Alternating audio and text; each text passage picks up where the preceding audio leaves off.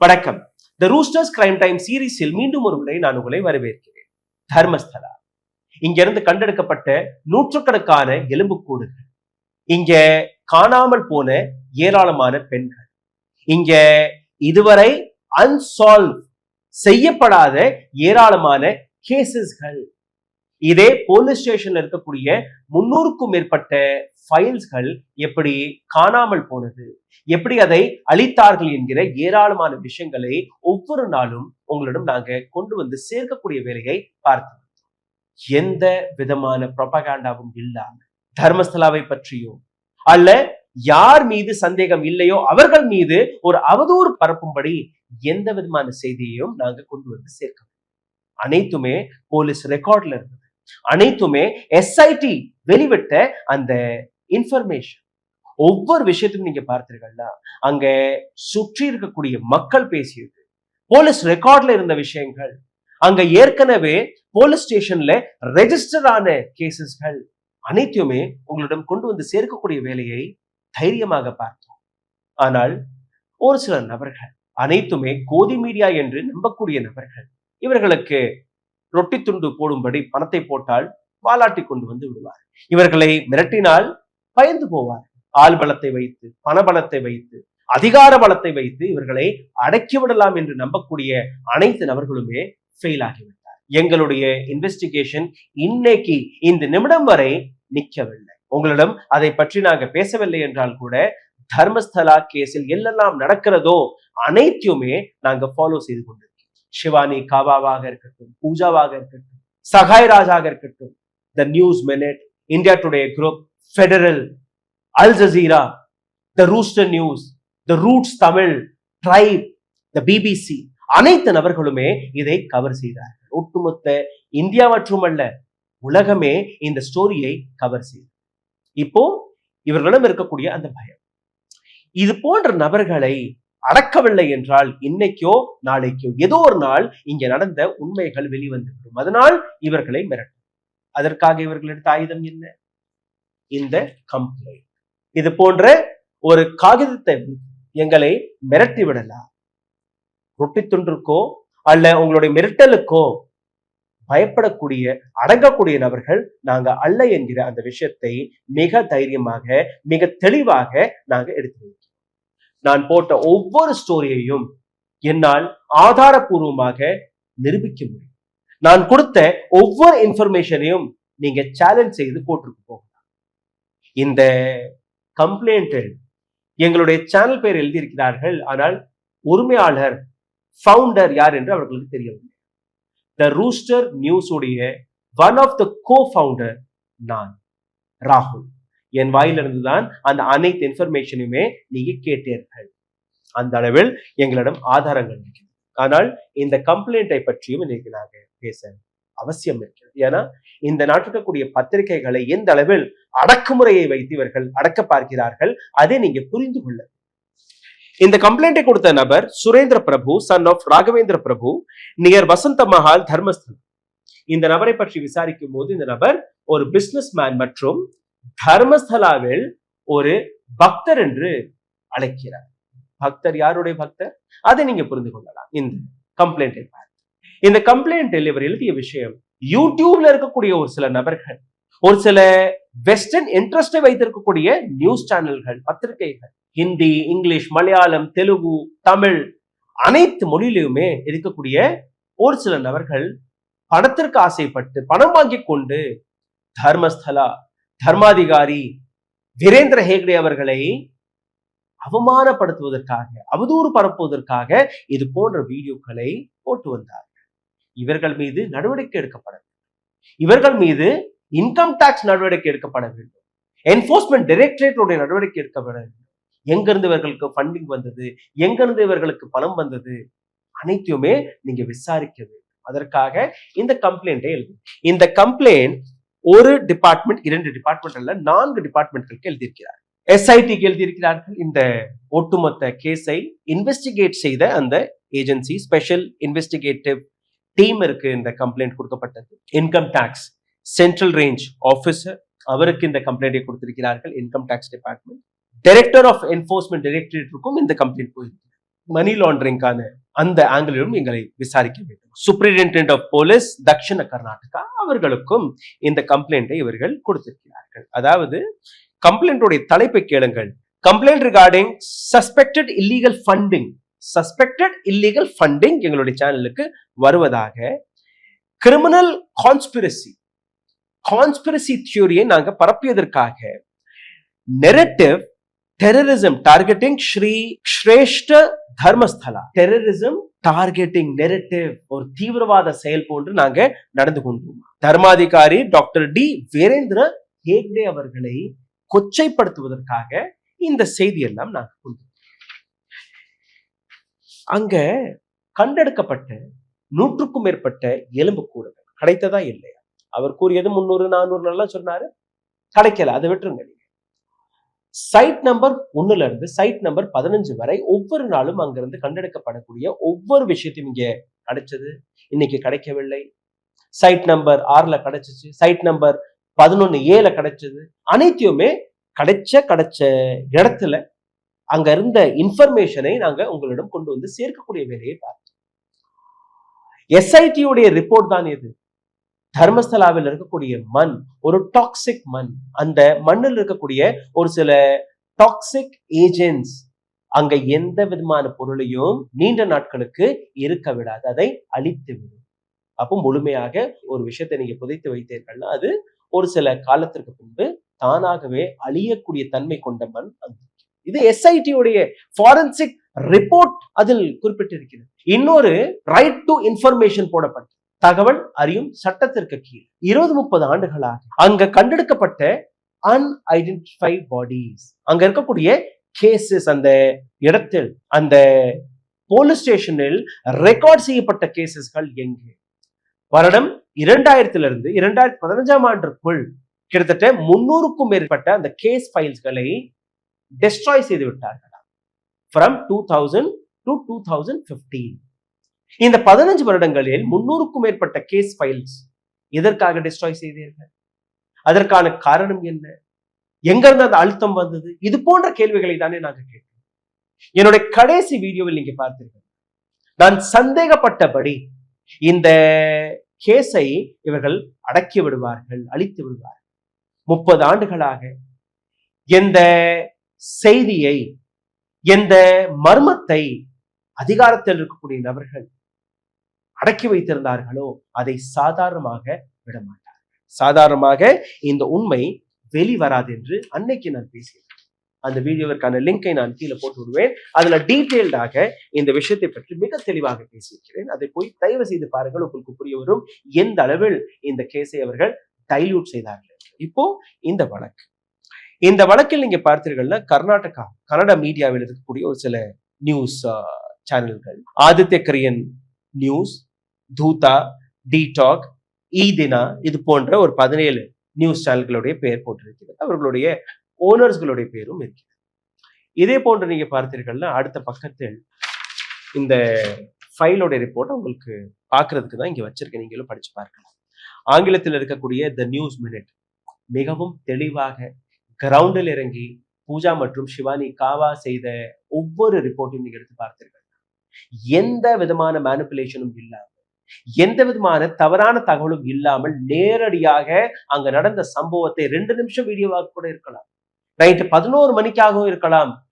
சிவானி காவா கிரவுண்டிலேயே கிட்டத்தட்ட 1.5 மாதங்கள் அதே இடத்தில் இருந்து அந்த ரிப்போர்ட்டிங்கை செய்தார். த நியூஸ் மினிட் அவருடைய பேர் இருக்கிறது. அல் ஜசீரா ஒரு இன்டர்நேஷனல் மிகவும் பிரபலமான ஒரு நியூஸ் சேனல், அவர்களுடைய பேரும் எழுதியிருக்கிறார். மலையாளத்தில் ரிப்போர்ட்டர் லைஃப் மற்றும் மருந்தரம் மலையாளி என்கிற ஒரு நியூஸ் சேனலுடைய பேர் எழுதியிருக்கிறது. தமிழில் த Roots Tamil, Jambavan TV, Aram Nadu, Neerthirai, the Federal, Aransei, News Today Tamil, Tribe, Adhikaram மற்றும் த ரூஸ்டர் நியூஸ் உடைய பேரும் இருக்கிறது. பிபிசி நியூஸ் தெலுங்கு இவர்களுடைய பேரும் எழுதியிருக்கிறார்கள். இப்ப இந்த ஒட்டுமொத்த கம்ப்ளைண்ட், இந்த நபர் எதை பற்றி பேசியிருக்கிறார் அதுக்குள்ள நான் வருவேன். இதை பற்றி நான் இன்னும் ஆழமாக பேசுவதற்கு முன் தர்மஸ்தலாவில் நடந்த 2012 ஆண்டு நடந்த இரட்டை கொலையை பற்றி கொலை செய்யப்பட்ட நபருடைய மகன் மீண்டும் ஒரு முறை ஃப்ரெஷ் ப்ரூப் நடக்க வேண்டும் என்கிற ஒரு புதிய அப்ளிகேஷனை எஸ்ஐடியிடம் ஒப்படைத்திருக்கிறார். இது பொய்யா? அப்போ இது போன்ற கேசஸ்கள் வெளிவரக்கூடாதா என்கிற அந்த கேள்வி. Ganesh and his sister, resident of Beltangeri Taluka, had earlier approached the SIT on August 18. However, the official declined the investigate, citing that the matter was pending before Karnataka High Court. இரட்டை கொலை நடந்திருக்கு. அந்த கொலையை பற்றி August 18 Ganesh மற்றும் அவருடைய தங்கை 2 பேருமே எஸ்ஐடியிடம் போய் ஆதாரங்களை கொடுத்து மீண்டும் ஒரு முறை இந்த வழக்கை ஓபன் செய்து பாருங்கள், இந்த வழக்கு இன்னும் பெண்டிங்கில் இருக்கிறது என்று கேட்டபோது எந்த விதமான பதிலையும் கொடுக்காமல் இந்த விஷயத்தை நாங்க மறுபடியும் ஓபன் செய்ய முடியாது, இது ஏற்கனவே கர்நாடகா ஹைகோர்ட்ல இருப்பதாக கூறி அவர்களை திருப்பி அனுப்பிவிட்டார். நேற்று 9 இந்த 2 நபர்களுமே கர்நாடகா ஹைகோர்ட்டில் நடக்கக்கூடிய அந்த வழக்கை வாபஸ் பெற்று வித்ட்ரா செய்து மீண்டும் ஒரு முறை, நீங்க தானே சொன்னீங்க அங்க ஹைகோர்ட்டில் கேஸ் இருக்கிறது என்று, அந்த ஹைகோர்ட் கேஸை நாங்க வாபஸ் பெற்றோம், இப்போ மறுபடியும் ஒரு ஃப்ரெஷ் இன்வெஸ்டிகேஷன் நீங்க தொடங்குங்கள் என்று கூறியிருக்கிறார். அப்போ இந்த 2 நபர்களும் இழந்த பெற்றோர்களை பற்றி இன்னொரு இன்வெஸ்டிகேஷனை நடத்த வேண்டும் என்று கூறுவது சரியா தவறா? அப்போ இந்த நபர் சுரேந்திர பிரபு எங்கள் மீது வைத்த அலிகேஷன் ஒரு கோஆர்டினேட்டட் மெலிஷியஸ் கேம்பெயின். அனைத்து நபர்களுமே கால் சென்டர் எல்லாம் வைத்து வாட்ஸ்அப்ல குரூப் எல்லாம் கிரியேட் செய்து அனைத்து நபர்களுமே ஒரே முறையான கதைகளை, ஒரே முறையான இன்ஃபர்மேஷன். எப்படி சார் அங்க நடந்தது? அப்படித்தானே, எஸ்ஐடி வழியாக தானே இன்ஃபர்மேஷன் வெளிவந்தது, ஒபிஷியல்ஸ்கள் வழியாக தானே இன்ஃபர்மேஷன் வெளிவந்தது. அப்ப எனக்கு ஒரு இன்ஃபர்மேஷன் இன்னொரு சேனலுக்கு இன்னொரு இன்ஃபர்மேஷன் போகுமா? அல்ல இன்னொரு இன்டர்நேஷனல் மீடியாவுக்கு வேற விதமான இன்ஃபர்மேஷனை கொடுப்பேன்? அனைத்து நபர்களுக்குமே ஒரே முறையான இன்ஃபர்மேஷன் தானே போய் சேரும்.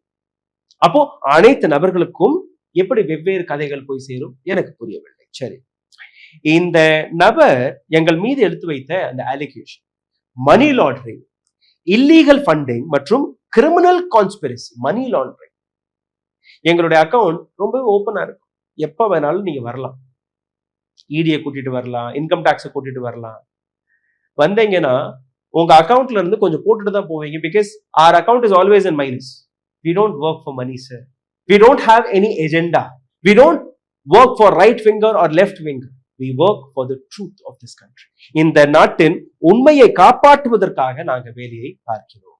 ஸ்பெஷல் இன்வெஸ்டிகேட்டிவ் டீம் இருக்கு, தக்ஷண கர்நாடகாவின் போலீஸ் இருக்கு, என்போர்ஸ்மெண்ட் டைரக்டரேட் இருக்கு, இன்கம் டாக்ஸ் இருக்கு. இந்த நபர் கொடுத்த இந்த கம்ப்ளைண்டில் Kannada media, Malayalam media, Tamil media, ஆங்கில மீடியா, தெலுங்கு மீடியா, அதுல எங்களுடைய பேரும் இருக்கிறது. இந்த நபர் எங்கள் மீது ஒரு ப்ரோப் நடத்த வேண்டுமா? Indian Penal Code IT Act prevention of money laundering PML, Indian Penal Code PMLA எங்கள் மீது போடணும். பிஎம்எல்ஏ ஆக்ட் எப்படின்னா, இப்ப என் மீது ஒரு பிஎம்எல்ஏ ஆக்ட போட்டு சிறையில் அடைச்சிட்டாருன்னு வச்சுக்கோங்க, நான் தன்னை ப்ரூஃப் செய்ய வேண்டுமாம். இந்த மாதிரி நான் எந்த விதமான பணத்தையும் வாங்க வேண்டும். எங்க சேனல்ல ஒரு எல் பேண்ட் நீங்க எப்பவுமே பார்த்திருப்பேன். UPI ID, Google Pay, PhonePe வழியாக ஏராளமான எங்களுடைய சப்ஸ்கிரைபர்ஸ் 100 ரூபாயிலிருந்து 500 ரூபாய், இன்னும் ஒரு சில நபர்கள் 10, 20, 30 கூட போடுவார்கள். ஏன்னா ஒரு இண்டிபெண்டன்ட் மீடியா இயக்குவது எவ்வளவு கடினம் என்று அவர்களுக்கும் புரியும். 10 பேர் ஒரு மீடியா ஹவுஸ்ல வேலை பார்க்கிறாங்க, யூடியூப் வழியாக வரக்கூடிய அந்த வருமானம் பத்தாது. அப்படி இருந்து கூட இந்த சேனலை கடந்த 8 ஆண்டுகளாக எந்த விதமான வருமானத்தையும் எதிர்பார்க்காமல் வரக்கூடிய பணத்தை அப்படியே பிரித்து எங்களுடைய டீம்களுக்கு கொடுத்து நாங்க வெறும் கையுடன் தான் வீட்டுக்கு திரும்பி. இந்த அலிகேஷன் இன்னைக்கு முதல் முறை அல்ல, இதற்கு முன்னாடியும் வைத்தார்கள். எங்களுடைய அக்கௌண்ட் எல்லாம் செக் செய்து பார்த்து ஒண்ணுமே கிடைக்காமல் திரும்பி போய்விட்டார். இன்னைக்கும் our office is open for you. Any point in time you can come, you can check our accounts. We are transparent enough so that we can show everything to you. Foreign Exchange Manage Act, FEMA-வும் எங்கள் மீது போடப்படும். Unlawful Activities UAPA-வும் எங்கள் மீது போடப்படும். Umar Khalid கடந்த 5 வருடங்களாக சிறையில் இருக்கிறார் இல்லையா, அந்த அலிகேஷன், அந்த ஆக்ட் எங்கள் மீது போட்டு இவர்களை உள்ள அடைச்சு விடுங்கள். Criminal conspiracy against doctor Virendra Heggade plus narrative of terrorism, இது போன்ற வார்த்தைகளை போட்டால் நாங்க பயந்து போகிறோம் இவர்கள் நினைக்கிறார்கள். ஆனால் sorry sir, we are not afraid of your threats anymore. இது போன்ற நபர்கள் எங்களை மட்டுமல்ல, எங்கள் போன்ற ஏராளமான பத்திரிகைகளை, ஏராளமான பத்திரிகையாளர்களை அடக்குமுறை செய்து வருகிறார். இதை பற்றி 2 நாட்களுக்கு முன்பு சென்னையில் ஒரு போராட்டத்தை நாங்களும் நடத்தினோம். எப்படி ஏராளமான அதிகாரத்தில் இருக்கக்கூடிய நபர்கள், அரசாங்கம் எங்கள் போன்ற மீடியா ஹவுசஸ்களை முடக்கக்கூடிய வேலையை பார்த்து வருகிறார். நக்கிரன் கோபால், த ஹிந்து, என் ராம், அனைத்து நபர்களுமே அங்கு கலந்து கொண்டார். செந்தில், நான், ஜீவா, இது போன்ற ஏராளமான நபர்கள். இன்னைக்கு இந்த கம்ப்ளைண்டை பார்த்ததற்கு பின்பு இவர்கள் இப்படித்தான் எங்களை அடக்க பார்க்கிறார்கள், இதற்காக தான் நாம் அனைவருமே ஒன்று கூடினோம் என்கிற அந்த அர்த்தம் இன்னும் ஆழமாக உங்களுக்கு புரியும். 2014ஆம் ஆண்டிலிருந்து 2025ஆம் ஆண்டு வரை 47 பத்திரிகையாளர்கள் கொல்லப்பட்டார்கள். They've been killed. 21 related to reporting. Report செய்து கொண்டிருக்கும் போது 21 நபர்களை சுட்டுக் கொன்றார்கள், எரிச்சு கொண்டார்கள். இது போன்ற விஷயம். 5 ஜேர்னலிஸ்ட் வெறும் 2023ஆம் ஆண்டு மட்டுமே. 2017ஆம் ஆண்டு கௌரி லங்கேஷ், அவரை பற்றி நீங்க படித்திருப்பீர்கள். இது போன்ற ஏராளமான பத்திரிகையாளர்களை தொடர்ந்து ஒவ்வொரு நாளும் அடிச்சு மிரட்டி இது போன்ற வழக்குகளை போட்டு மிரட்டக்கூடிய வேலையை இவர்கள் பார்த்து வருகிறார்கள். இது போன்று 198 சீரியஸ் அட்டாக்ஸ் பத்திரிகையாளர்கள் மீது நடந்திருக்கிறது 2014ஆம் ஆண்டுல இருந்து 19ஆம் ஆண்டு வரை. இதுல பிசிக்கல் அசால்ட், த்ரெட், வாண்டலிசம் அனைத்துமே. 154 ஜேர்னலிஸ்ட் கைது செய்யப்பட்டார்கள் 2010ஆம் ஆண்டுல இருந்து 20ஆம் ஆண்டு. 67 கேசஸ் வெறும் 2020ஆம் ஆண்டு மட்டுமே, who all spoke against the BJP, the ruling government of that state. 67 cases பிஜேபியை பற்றி, இல்ல பிஜேபி தலைவர்களை பற்றி உண்மைகளை வெளிக்கொண்டு வந்த அந்த காரணத்திற்காக. 3 கேஸ் கேரவான் என்கிற ஒரு பத்திரிகை மீது, அதுல இருக்கக்கூடிய ஜேர்னலிஸ்ட்கள் மீது அட்டாக்கும் நடந்தது, கேசஸ்களும் போட்டிருக்கிறார்கள். 3 அட்டாக் 2020ஆம் ஆண்டே டெல்லி ரைட்ஸின் போது நடந்தது. 9 ஜேர்னலிஸ்ட்கள் வித் செடிஷன் சார்ஜஸ், ஃபார்மர்ஸ் ப்ரொடெஸ்டின் போது அதை கவர் செய்ய போன 9 பத்திரிகையாளர்கள் மீது தேச துரோக வழக்கு 2021ஆம் ஆண்டு போடப்பட்டது. Covering corruption, crime or communal issue, ஊழல்களை பற்றி, கிரைம் அல்ல கம்யூனல் இஷ்யூஸ்களை பற்றி நாங்க கவர் செய்யக்கூடாது. ஐபிஎஸ் ஆபீசர் அஞ்சனா கிருஷ்ணா, அஜித் பவார், இப்போ சமீபத்தில் நீங்க பார்த்திருப்பீங்க, ஐபிஎஸ் ஆபீசர் அஞ்சனா கிருஷ்ணா எந்த அளவில் மிரட்டப்பட்டார். இதெல்லாம் நாங்கள் ரிப்போர்ட் செய்யவில்லை என்றால் கோதி மீடியா உங்களுக்கு இப்பவுமே காட்டாது. இதே போன்ற இன்னொரு நண்பரான முகேஷ் சந்திராகர், 32 வயது, தலையில இந்த தண்டு எலும்பு, முதுகு, காலில் இருக்கக்கூடிய எலும்பு அனைத்தையும் முறி, மண்டையில மட்டும் கிட்டத்தட்ட 3 பிராக்சர், சீவேஜ் டேங்க்ல போட்டு அப்படியே புதைத்து விட்டார், சிமெண்ட் போட்டு விட்டார். அதுக்கப்புறம் அது கண்டெடுக்கப்பட்டு அந்த சவத்தை சுரேஷ் சந்திராகர் என்கிற இந்த நபர் தான் இந்த கொலையை செய்தார் என்ற அந்த உண்மையும் நாங்கள் உங்களிடம் கொண்டு வந்தோம்.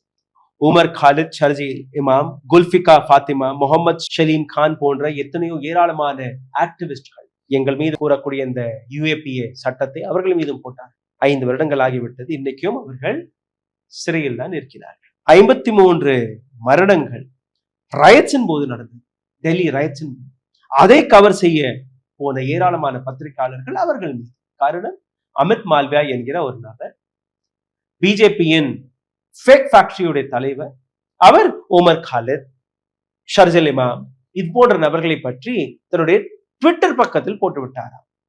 அதை அடுத்து டெல்லி போலீஸ் இவர்கள் மீது வழக்குகளை போட்டு இன்னைக்கு சிறையில் அடைத்திருக்கிறது. No trial, no conviction, no.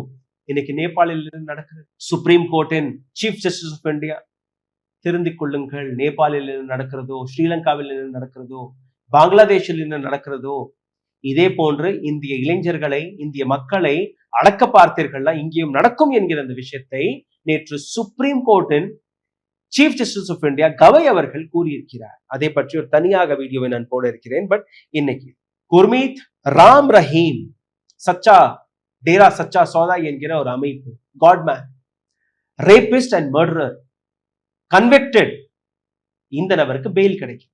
But Umar Khalid, ஷர்ஜல் இமாம், குல்ஃபிபா ஃபாத்திமா இவர்களுக்கு எந்த விதமான பெயிலும் கிடைக்காது.